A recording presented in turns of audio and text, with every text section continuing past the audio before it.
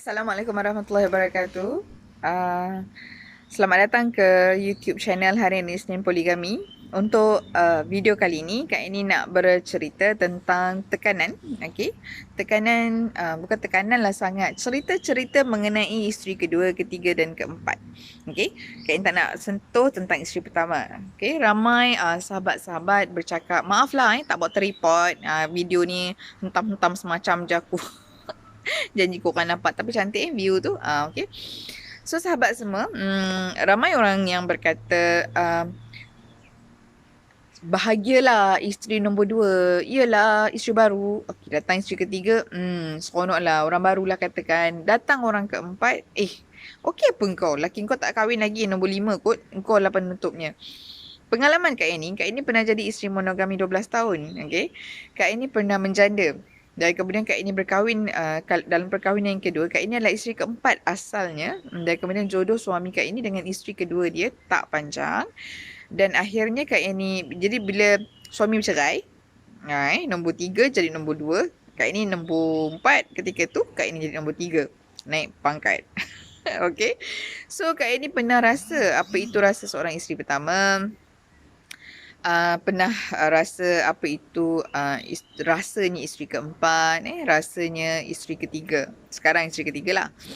So apa bezanya? Ada yang kata dia orang bahagia je kat yang ni. Jangan, tak payah nak ngabarkan dia orang tu menderita berbenar. Dia orang bahagia je. Yang menderita ni isteri pertama. Ramai orang berkata macam ni. Tetapi sahabat semua, sebenarnya setiap isteri, tak kira nombor 4, nombor 3, nombor 2, nombor 1, ada cabaran-cabaran yang berbeza.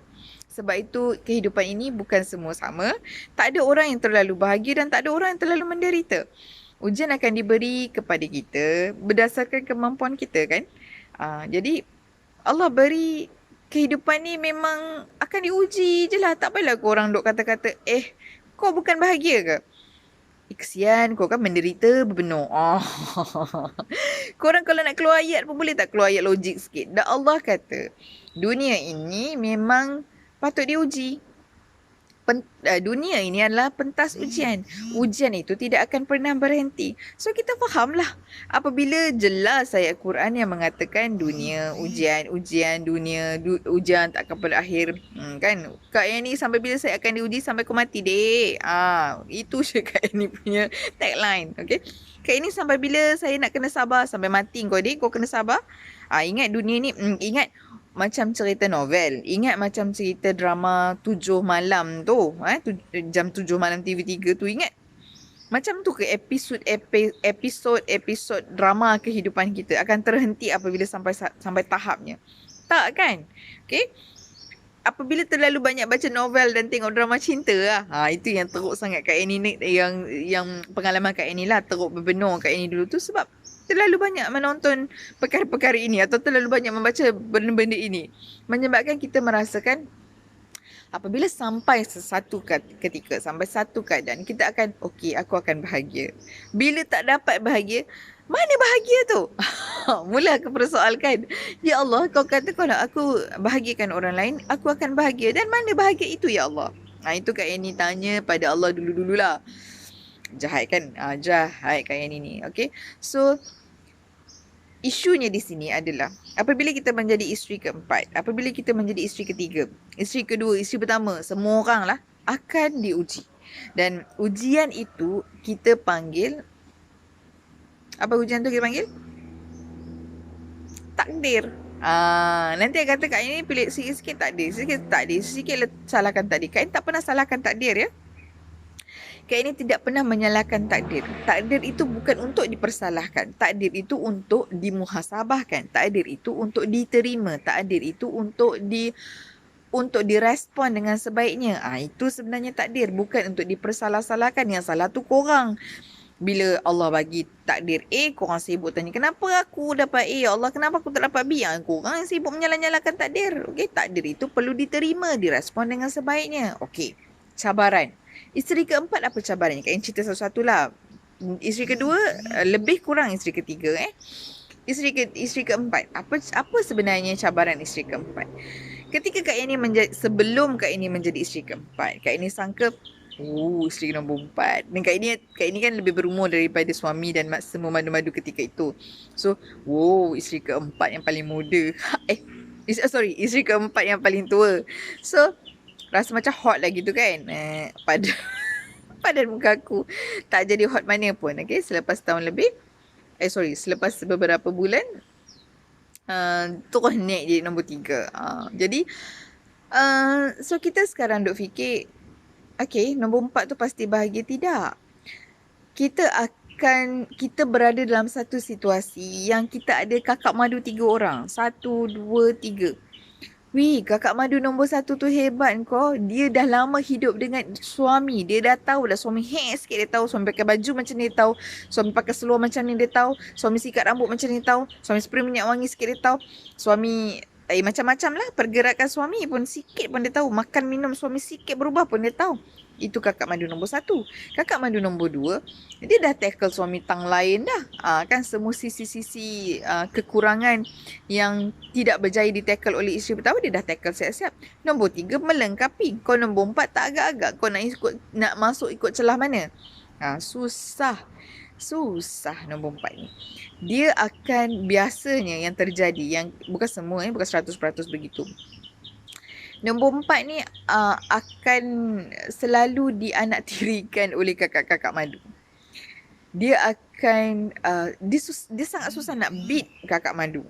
Okay, bukanlah ia menjadikan satu pertandingan, bukan. Tapi yelah, at least berada di satu platform yang kata orang duduk sama rendah, diri sama tinggi. Masalahnya aku duduk tertenggek berlemak kat peha besar So dia takkan jadi sama. So inilah tekanan yang harus diterima dan takdir yang harus diajar. Takdir ini harus diajar untuk diterima oleh hati kita.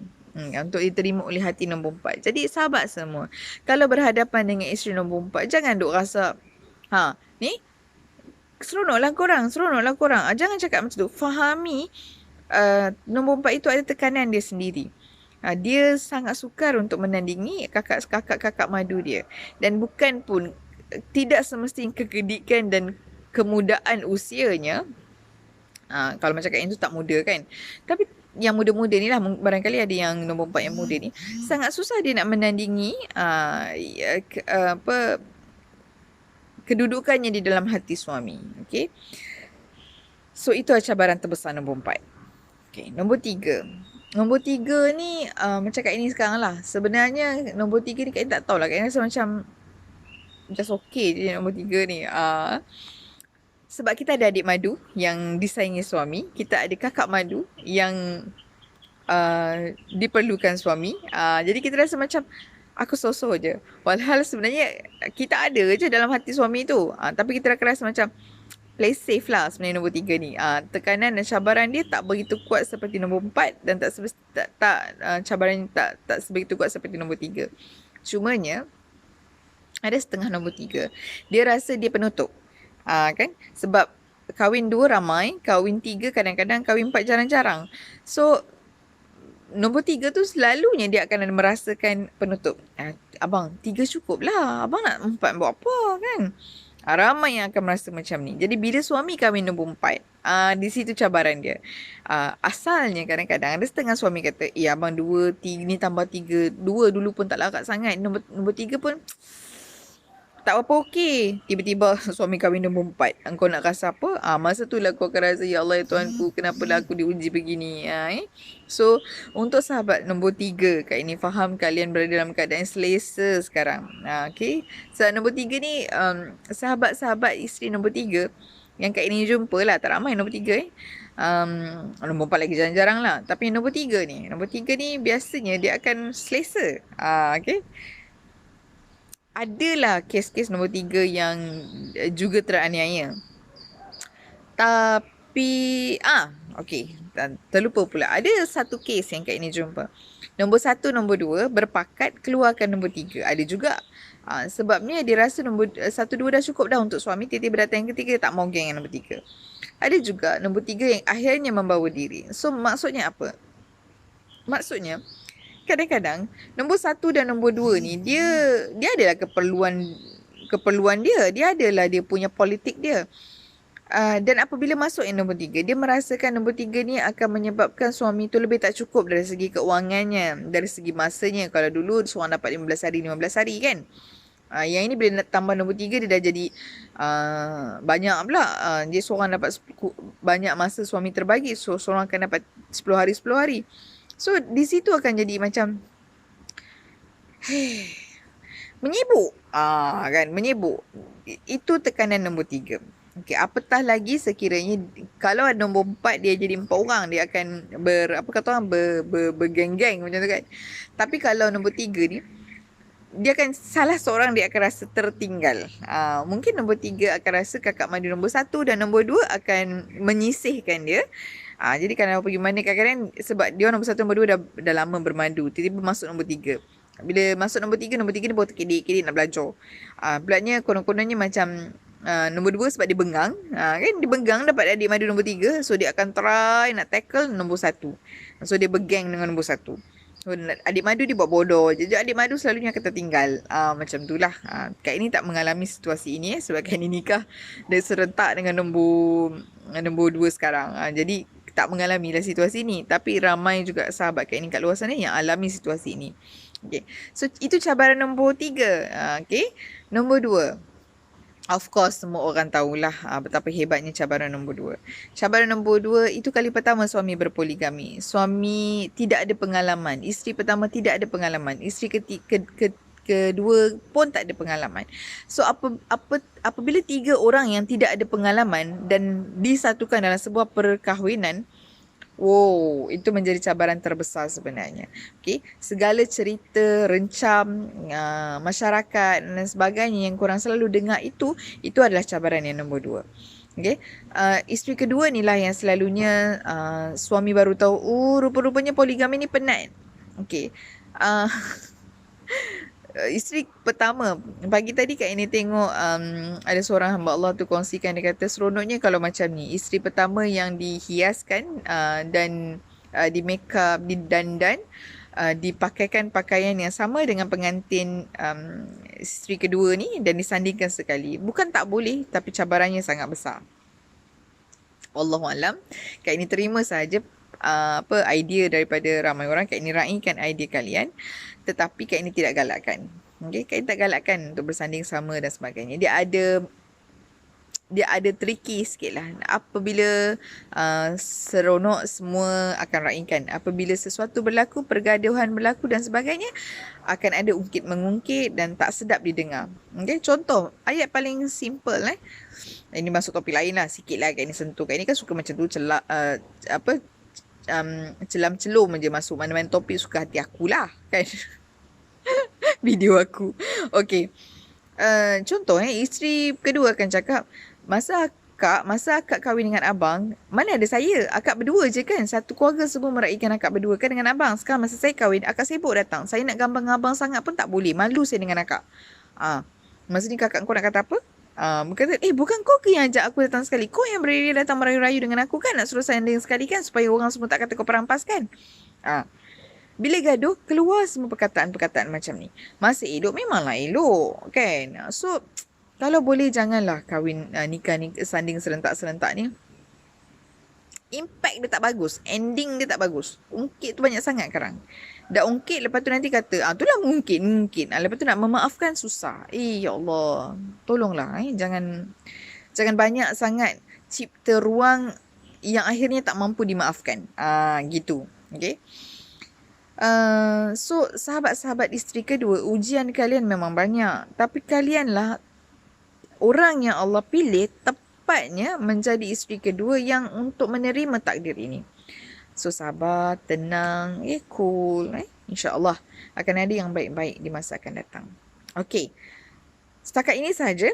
Okay, sekiranya kalian merasa tak mampu nak jadi nombor 3, tak mampu nak jadi nombor 4, tak mampu nak jadi nombor 2 setelah menonton video ini, kalian kena ingat satu perkara. Takdir kita bukan kita kita yang tetapkan. Takdir kalian, bukan kalian yang tetapkan. Takdir hidup kalian, Allah yang reka. So, biarlah Allah tetapkan apa jua yang Allah nak buat. Kita, apa tugas kita sebagai hamba Allah? Kita perlu berespon sebaiknya dengan apa jua aturan yang Allah sedang laksanakan, sedang pilih, sedang aturkan buat kita. Okay. So, let it be. Apa yang Kak ini nak kalian buat adalah doa. Okay, kita kena berusaha sungguh-sungguh untuk pastikan kita tidak dengan semudah itu terjebak menjadi isteri kedua atau ketiga atau keempat. Nak kahwin dengan suami orang. Nanti Kak ini sharekan video bagaimana nak buat keputusan dalam proses nak menerima seorang lelaki dan akhirnya menjadikan kita isteri kedua atau ketiga atau keempat. Okay, nanti Kak ini share di video akan datang. Tetapi buat masa ni, sekiranya Allah takdirkan kalian menjadi isteri nombor 4 atau isteri ketiga atau isteri kedua, yakinlah Allah telah pilih kalian untuk lalui kehidupan ini, untuk lalui takdir ini. Maka beresponlah sebaiknya dengan apa jua yang Allah aturkan buat kalian. Okay? So, jumpa lagi di video akan datang. Jangan lupa subscribe dan tekan loceng. Okay? Assalamualaikum warahmatullahi wabarakatuh. Terima kasih.